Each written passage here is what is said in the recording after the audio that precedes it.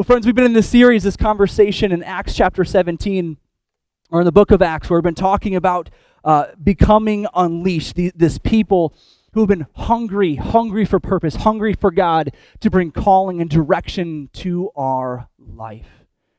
Because we want Him to use us. We belong to Him, don't we, friends? Right? We belong to Him, wanting Him to use us. And so we've been walking through the second part of the book of Acts, and we've been watching all these amazing stories how God has been using the Apostle Paul and others, right, to lead all these people into their understanding of who Jesus is and finding hope and purpose in Him. And it's been amazing as we've been reading this story, all of what God is up to. And this morning, we get into this moment that happens in Acts 17 that is pretty unique, because what happens is Paul gets to the city of Thessalonica. And if you read some of the parts of the New Testament, there's the 1st and 2nd Thessalonians. That's kind of part of the New Testament where God uses the Apostle Paul to write an encouraging letter, right, to the church in this city. But in Acts 17, the gospel of Jesus gets there for the very first time. And what's fascinating and kind of scary and a little wow is that not only is there a profound response in receiving, but there's profound reaction of opposition. So much so, because this doesn't happen anywhere else, so much so that there begins to form these groups and these riots of people who actually do everything they can in their ability and their power to stop Paul from talking about Jesus.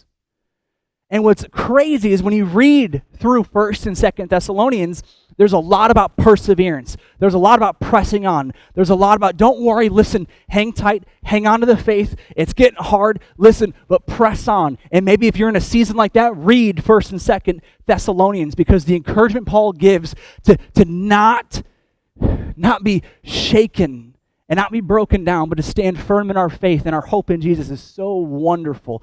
But it's no wonder he shares those words in those letters, because that's the response of people. And these folks aren't just trying to stop him there in their own city. What happens is they actually begin to follow him. They begin to follow him. And they begin to try to guess where he's going to go next. And they try to beat him there. And they try to already get people against him wherever they go. So he's going all around all these different communities, and all these people keep showing up, and they're threatening his life. They're trying to deter people, all this stuff. I mean, this hasn't happened anywhere else, and he's been to a lot of places. And finally it reaches this point where he arrives in one community, but again, there's those people from Thessalonica, right? And so what happens is there's some leaders in the church, in an effort to protect Paul, kind of act as bodyguards a little bit. And what happens is they then kind of stand in the gap so he can escape a little bit. But this is what happens in Acts 17, verses 13 to 15. It says this: "But when some of the Jews in Thessalonica learned that Paul was preaching the word of God in Berea, they went there and stirred up trouble. The believers acted at once, sending Paul on the coast, while Silas and Timothy remained behind bars. Remained behind. They weren't behind bars. Those escorting," sometimes your mind just kind of fills in some words like, yeah, but they weren't behind bars. "Those escorting Paul went with him all the way to Athens. And then they returned to Berea with the instructions for Silas and Timothy to hurry and join him." And so what happens is Paul makes his way down the coastline. He arrives in the city of Athens. And something else also happens that has also not yet happened. Something that is so unique as he arrives in this city. Something that doesn't occur in any other place that he arrives in. But as Paul gets there, he is truly astonished at what he finds in the bad way. It says this in 17:16. It says, "While Paul was waiting for them in Athens, he was deeply troubled." If you have your Bible, you would underline that with a pen. If you're on your phone, you can click and highlight it. "He was deeply troubled by all the idols he saw everywhere in the city." And just like he's done in other places, he goes to the synagogue, he goes to places and begins to tell people about Jesus. But whenever he arrives in a town, He goes about his business of talking about the Lord. But now he arrives in Athens. There are some people who are familiar with God. Some people who are familiar with the God of the Old Testament.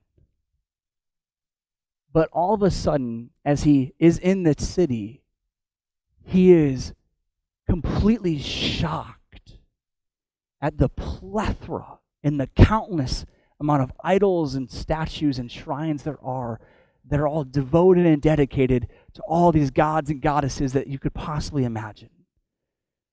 Other historical records tell us that there's a nearby city, I can't pronounce the name of it, but a nearby city where there's about 70-some thousand different shrines and statues and whatnot that they had, and it was nothing. It was nothing compared to how intense Athens was. It was something so insane. I remember when I was in middle school, my dad had moved into a kind of a new community, and we lived right off Main Street. And I remember I heard that there was a candy shop that had opened up. And I remember looking at my brother that Saturday morning and saying, I know what we're doing today. And I remember getting whatever money we could scrunch together, and we could dig out from the couch and all that stuff. And we went a few blocks over to this candy shop, and that expression of like a kid in a candy shop, right? Because there's a 12-year-old boy walking in and seeing it. And you know me, I love my sweets. Walking in and just like, oh my goodness. Wow, from floor to ceiling, all the walls, all the colors, all the stuff. What do I buy? Can I get everything, right? I mean, oh my goodness. I mean, oh my word, right? As a 12-year-old, I'm like, hey, I know I'm 12, but do you have a rewards members program? Like, how does this all work? Like, because I'm going to be here a lot, right? Paul walks into Athens and is, oh my goodness. I've not seen this anywhere. This is so unlike any other place I've been to. And friends, what is so significant for us to understand is I imagine if Paul were to be here today, as he would step his way into our nation, he would have the exact same response as he would see how our country is and see how people are in this wonderful country. He would see all this stuff, and he would see all these idols. He'd see all these things that people would elevate and they devote their lives to that are leading them away from God. Understand, when he walked in, the deep troubling of his heart, it is a personal provocation. This word is only used twice in the New Testament. And the other moment, it occurs in Acts 13, in 1 Corinthians chapter 13, and it talks about the love, and it talks about how when we are in true, deep, devoted love with each other, we should not be personally vengeful towards each other. And in this moment, it describes Paul's response as a deep personal emotion of, oh my goodness, my heart is breaking, not because of these evil things, but because I know that they're leading all these people the wrong direction. So he wasn't just troubled for what he saw, but he was troubled by what he knew was happening. Because if they're loving that, and they're following this, and they're obeying this, and they're submitting and worshiping this, then he knows they're not walking with God. And his heart was deeply troubled in this moment. And we live in a country, in a society, that has all sorts of things that we bow down and worship. There are things that are spiritual idols that occur. We live in such a country of such spiritual polarity that happens. There's all this stuff. There's all these different ideas and faiths, all this stuff that is so brought up from nowhere. All these spiritist things, all these chakras and reikis, all these things of if I feel spiritually unfocused, and I go and see a chakra therapist, right? There's all this stuff, right? Even here in Moncks Corner, this is not just, out there, but even in our own community, out in Moncks Corner, we have shops and places all around devoted to this stuff. All these spiritist answers what people are trying to find. It's not being hidden.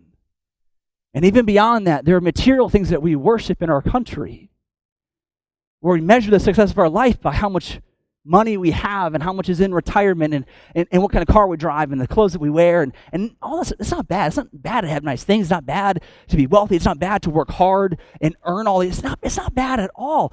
But when we allow that to be the measurement of who we are, we let that to become who we are, and the image that we portray to the community we live in means everything.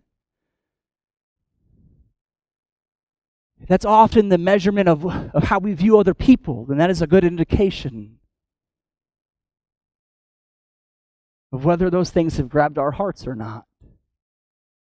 But we also live in such a place where we deeply value experiencing life, and in such a way that we fall down and we worship it. There are lifestyles and experiences that we put on the center of everything. Whether it be a career success or a career achievement or something, a sports-related item, or whether it be traveling or vacationing or it be something differently related, whether it be a part of our sexuality and the desires of our body, or whether it be the desires to numb the pain that we experience on the inside. So bringing in drugs and whatnot as substances to help numb some of that stuff, all the things that we can possibly attempt to experience. We don't mind bankrupting and emptying our account for a weekend to live like we're 18 again.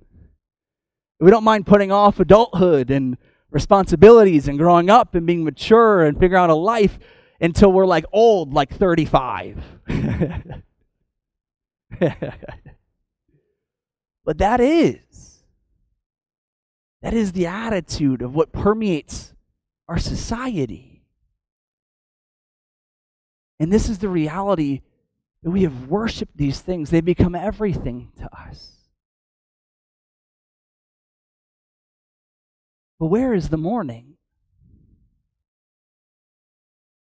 One of my favorite verses in the Gospels that Jesus says that is often so misunderstood is in the Beatitudes, when he's talking about how to experience God's blessing and favor in your life. He says this in Matthew 5:4. He says, "Blessed are those who mourn, for they will be comforted." This is not grieving. This is mourning for the spiritual depravity of humanity.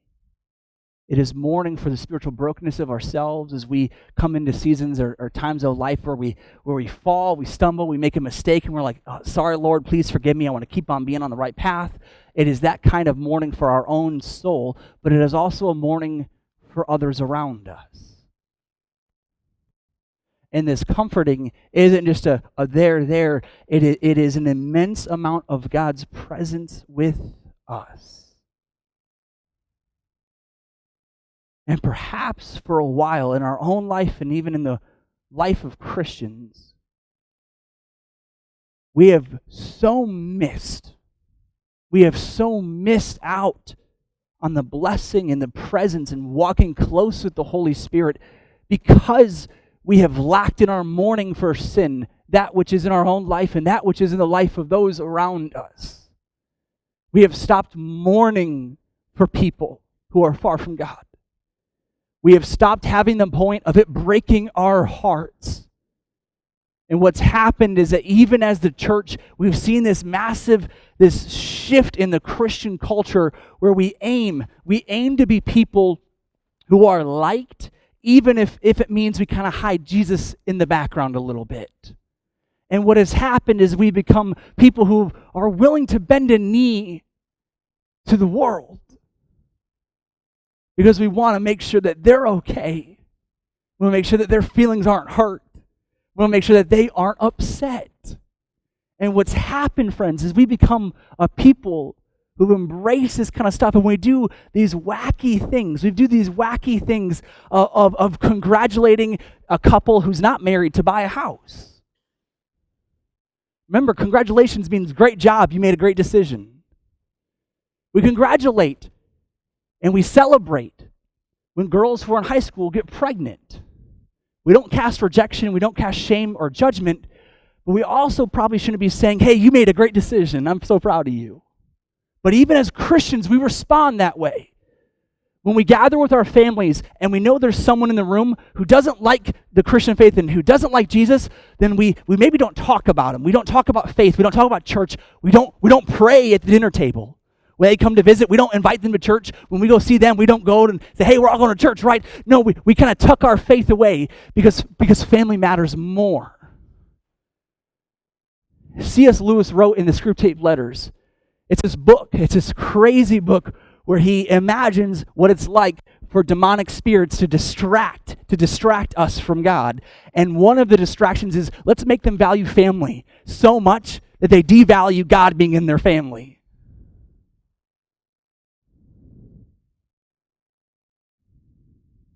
A Sunday morning becomes a time they go out and do other family things. And they miss being a part of the family of God. We become people who've forgotten what it's like to mourn over the spiritual bankruptcy that we have in our own life, that our children experience, that our neighbors and coworkers experience. And we just kind of shuffle along with the status quo. I would imagine what it would be like for Paul in these moments. To say, don't you see? Don't you see how it is hurting them? You know, a good doctor has great bedside manners. But you know what makes a good doctor a good doctor? When they heal and take care of the problem. Now, we're not the doctor. But we are the little assistant there holding the tray, and we're just giddy and excited to be in the room.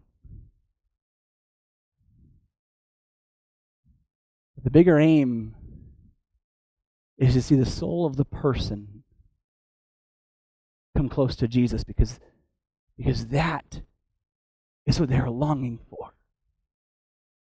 There's a wonderful moment, friends, as we read through the story here in Acts 17. We'll read it in our groups this week, where Paul's going around the city. This is a great moment. He comes up to a shrine. It says it's dedicated to an unknown God. And you know what he does? Oh, he's so smart. He goes, I know who you're talking about. You're like, what? You do? Yeah, I know who you're talking about. And he's actually the one that you have really been looking for. Wow.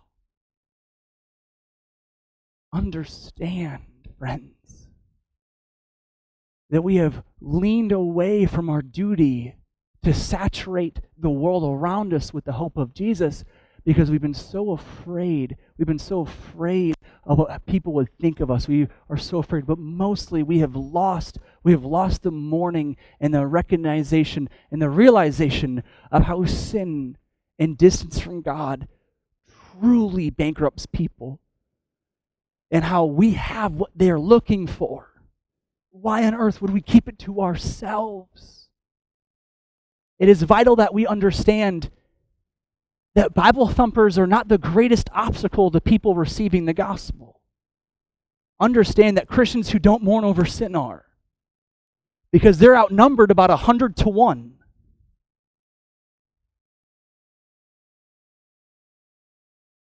In the Old Testament, there's one of my favorite stories. It takes place in the book of Hosea. And what happens is this era and this season where people are running away from God. That happens a lot in the Bible, if you couldn't guess. A lot of times where people are like, Lord, I feel like I can do this without you. I'm heading the other direction.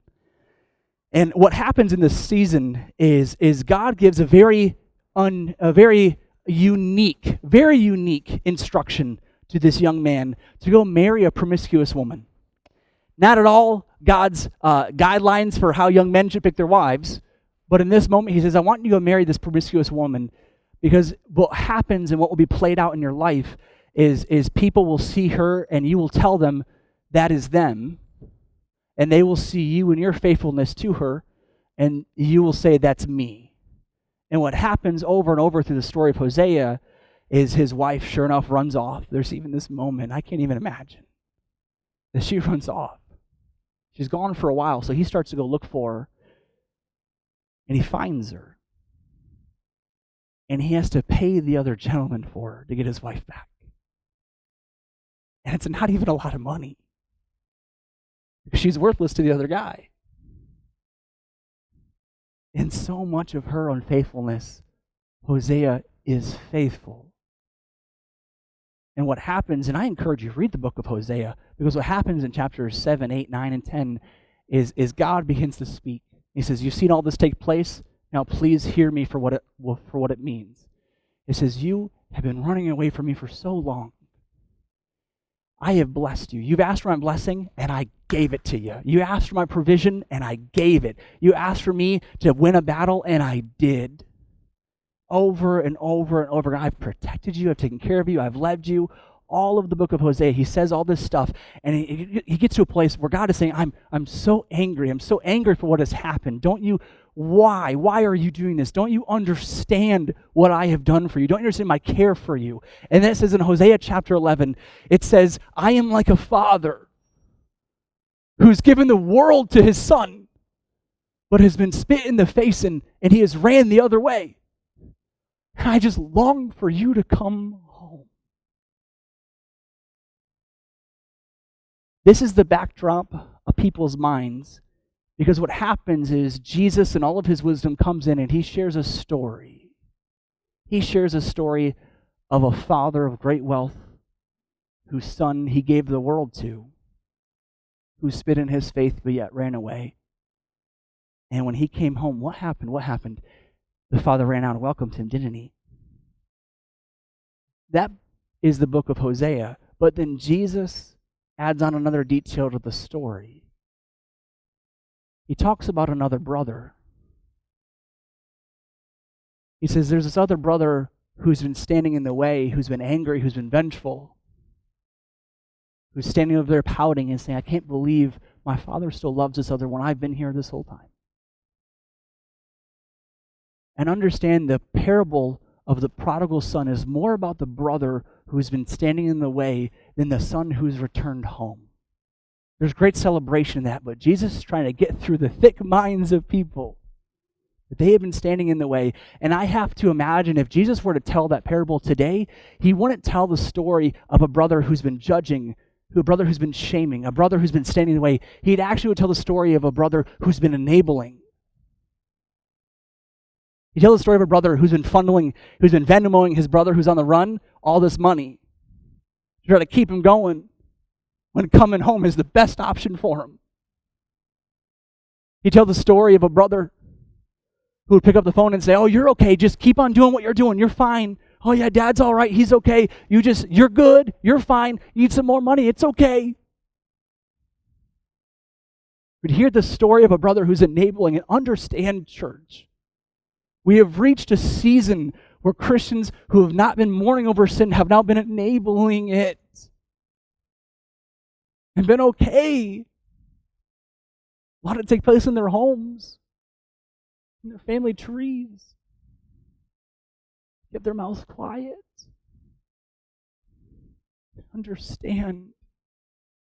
This has led us to a place where we've seen all these massive denominations of churches fall away from the Bible, happening right in front of us.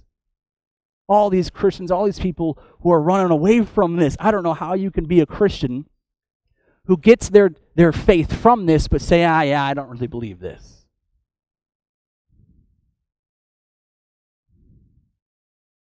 We've become such a people who've been enabling sin, been okay with sin. We've got to turn the other direction. We've got to, again, remind ourselves of a life before God and recognize the darkness and the hopelessness and the pretending of the smile as we had in our faith in those seasons. That it lies in the heart and the life of the other people around us. And without them knowing Jesus, without them being given the faith that we have, what hope on earth do they have for a life that is spiritually whole and full of purpose? What life do they have when they step into eternity? If you drive around Moncks Corner, you'll see a lot of signs right now on a lot of churches that say, you love them, I'll sort them out later, God. The problem with that is that our world has embraced a definition of love that is affirming. We embrace a definition of love that means that I accept you. And we can care for people. We can encourage them. We can be their friend and cheer them on and love them and care the world for them without affirming, without accepting. Because what happens, and I love this quote that Tom Sowell wrote, he says, when you want to help people, you tell them the truth. And when you want to help yourself, you tell them what they want to hear. Understand that compassion has two sides. There's a side of compassion where we rid ourselves of judgment and we don't mind getting close to people who are messy. I remember one day, it was years ago, I got home from work, I was in a day full of meetings and it was raining outside and I was dressed nice and I was meeting with all these people. I got home, pulled in the driveway, and there are Mason and Nora covered in mud. Covered in mud. They saw Daddy step out of the car, and they come running to me. They're maybe without clothes on, right, but just covered in mud, and they're running this way. And I just remember getting down, and I tell you what, there was never a hug that has felt so good. I may have been wearing some nice clothes, but I didn't mind getting dirty. And there's that side of compassion, which is I don't mind being close to you. I want to love you. I want to show you what it looks like to know Jesus, because you got a picture of what Jesus looks like in your life, and it's so wrong. It's so wrong. And if you only knew the right one, there is that side of compassion, but there is this side of compassion too that we lean away from. It's a side of compassion where we know that a step in needs to be taken. There are so many moments where people come to Jesus and he cares for them and he loves them, but you know what he says as they depart? He says, now leave your life of sin. Now don't go back to what you were eating before, because that bankrupted you, what caused you to come to me. Don't go back to that. Understand that compassion is both grace and it is truth. And we need to lean back into that reality that if we're to have compassion on people, it means that we see the higher thing and we see what is really happening inside of their soul. It means that we really care for their soul. So much so that we're not afraid. Because it matters. Because every day is a gift and we don't know when it's our last one. So why pretend? Why hide? Why just stay in the closet and pray our prayers when we can step into moments of relationship and allow God to use us? Because what if he did? And what if it worked? And what if the things that we've been praying for so long took place? Because we mourned again for the heart of those around us. And Lord has used that as fuel on the fire for his purpose. Each week we've been ending our sessions, our times together this morning with a series of questions. And these are on the YouVersion app. But I encourage you, how have you been seeing sin differently than how God sees it? This matters.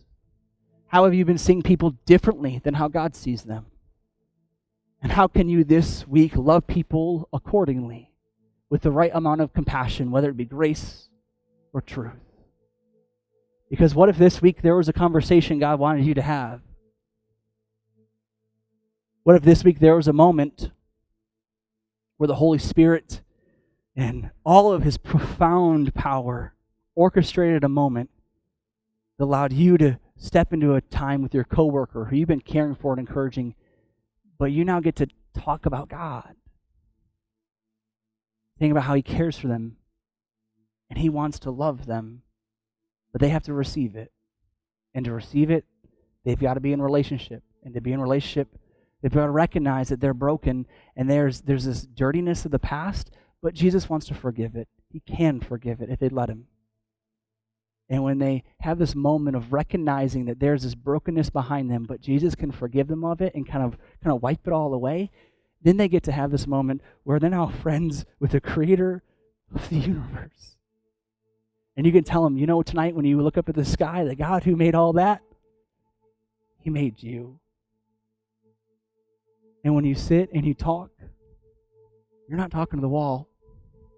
The one who made all that is listening. Imagine if we had moments like that this week. I'm praying for them. I'm praying for you to have them. But pray also, too, for God to give them to you. Will you pray with me?